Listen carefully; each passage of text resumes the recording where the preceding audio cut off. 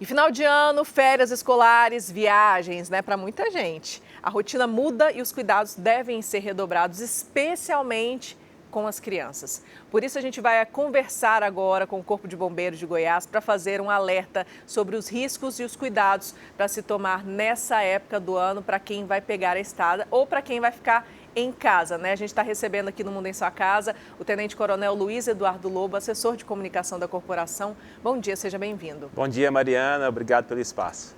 Olha, essa época é muito importante, é muito bom, mas também é muito perigosa, principalmente para as crianças, não é isso? Com certeza, Mariana. Como você disse, esse período de férias é um período que as crianças permanecem por mais tempo em casa, né?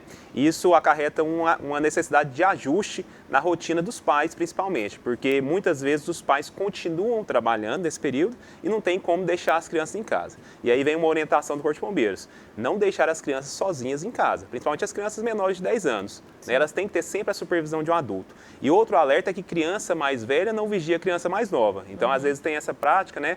Eu tenho um filho de 10 e um filho de 5. O filho de 10 vai vigiar o de 5. A gente sabe que a criança, nessa idade, ela ainda não tem um senso de perigo, né, pleno, formado, que isso pode provocar acidentes. E uma outra coisa importante da gente falar, Mariana, nesse período de férias, é da busca maior pelas famílias de regiões que possuem água, né? É um período que coincide também com altas temperaturas, então as famílias buscam mais as represas, rios, cachoeiras, os clubes, os locais que têm piscina, que são locais que as crianças gostam muito de se divertir, e isso também acarreta um risco maior aí de ocorrência de afogamento de crianças. Pois é, e aquelas dicas que sempre valem, né? Da supervisão de um adulto, boia específica. Com Qual certeza. é a boia ideal para a criança? Isso, importante você falar, a boia de braço, ela não é segura, né? Então, o que é seguro para garantir aí a flutuabilidade da criança? É o colete salva-vidas. Né? Então, se você vai utilizar uma embarcação, se você vai utilizar ali uma área de banho num rio com a criança ou até a piscina, que ela utilize o colete salva-vidas. A gente sabe que assim, uma orientação muito importante é que as crianças aprendam a nadar desde cedo. Se a família tiver condições, que coloque a criança numa escola de natação desde cedo, porque essa prática da natação, essa aquacidade, essa flutuabilidade que a criança trabalha nos primeiros anos é muito importante para que a criança não se afogue em uma piscina, em uma situação atípica, né?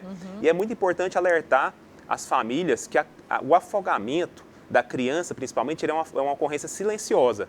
Às vezes as pessoas têm a impressão que a criança vai gritar, vai alertar que está se afogando. Isso não acontece. Ali no instinto de tentar se salvar, a criança ela vai tentar respirar, ela não vai conseguir gritar que está se afogando. E muitas vezes a gente observa, né, até na internet, vendo vídeos, crianças se afogando até com adultos dentro da piscina, mas que não estão visualizando a criança. Inclusive, foi um caso que a gente mostrou recentemente, uma tristeza muito grande, né? Ninguém perceber que uma criança estava se afogando. Exatamente, um caso marcante, trágico e que ilustra bem o que eu estou falando. Então, o que isso traz de alerta para a gente, Mariana? Que o responsável pela criança é o pai, a mãe ou o responsável. Ele não pode delegar essa atribuição para uma outra pessoa ou achar que por ter adultos ali na piscina, a sua criança vai estar sendo vigiada. Olha, como mãe de 2 crianças, posso falar? Filho seu é seu. Quem tem que cuidar é você.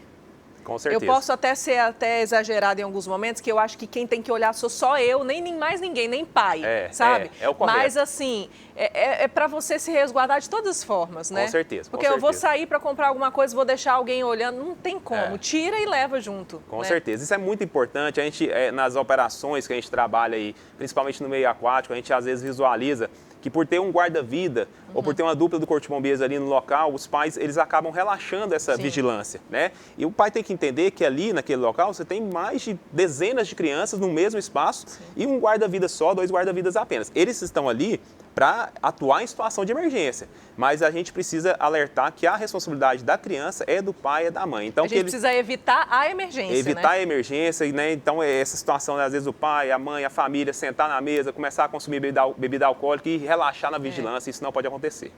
Olha, dentro de casa, a gente também tem alguns riscos para as crianças, né? A gente falou que está falando da piscina, de água, mas dentro de casa existem outros riscos também, né? Com certeza. É importante alertar, esse período de férias as crianças permanecem mais tempo em casa. Existem ocorrências que elas são muito marcantes, então é importante a gente alertar a população para que essas coisas não aconteçam, essas tragédias, né, que são ocorrências envolvendo crianças. Uma delas que eu acho importante falar, sempre que você for tirar o seu carro da garagem, sempre que você for movimentar o seu veículo na garagem, observe se as crianças estão dentro de casa. Observe se as crianças não estão na garagem. A gente sabe de casos em que crianças se esconderam atrás do veículo, achando que estavam participando de uma brincadeira, e o veículo veio a passar em cima da criança e provocar a morte da criança. Então, observe sempre. Além disso, na rotina do dia a dia da sua casa, quando você tem criança, você tem que adaptar algumas coisas, né? Então, produtos de higiene, inseticidas, raticidas, venenos não devem ficar em locais onde a criança consiga acessar. Sim. Se você mora em apartamento, é fundamental que você tenha a tela de proteção, né, instalada por uma empresa que tenha a certificação do Inmetro, manutenida de acordo com o fabricante, porque também ocorrem acidentes com queda de criança de altura, de apartamento. Inclusive, você que recebe criança em casa, você que é avó, você que é tio e que tem a prática de receber seu sobrinho, seu neto em casa, você também tem que se preocupar com isso. Além disso, uma coisa muito importante, Mariana, da gente alertar, é a questão da cozinha. A cozinha é um dos locais onde acontecem mais acidentes domésticos com crianças. Então, se você vai manusear ali água quente, óleo quente, sempre o cabo da panela voltado para o interior do fogão e sempre evitar que as crianças fiquem ali naquele ambiente.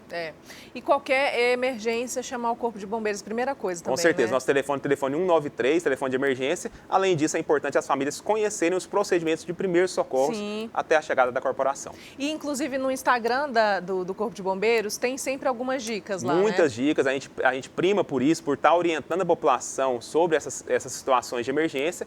E é importante também, se você tiver interesse de fazer um curso de primeiros socorros, procurar o Corpo de Bombeiros, a sua empresa, a sua escola. Tem como fazer isso, então? Tem como fazer. A gente tem a satisfação de estar ensinando esses procedimentos que são importantíssimos para que as pessoas adotem esses procedimentos até a chegada do Corpo de Bombeiros. Esse tempo aí é fundamental. Tá ok. Muito obrigada pela sua participação. Bom dia para você. Obrigado, Mariana. Feliz Ano Novo e Natal também, se a gente não se vê, tá bom? Muito obrigado. Obrigado.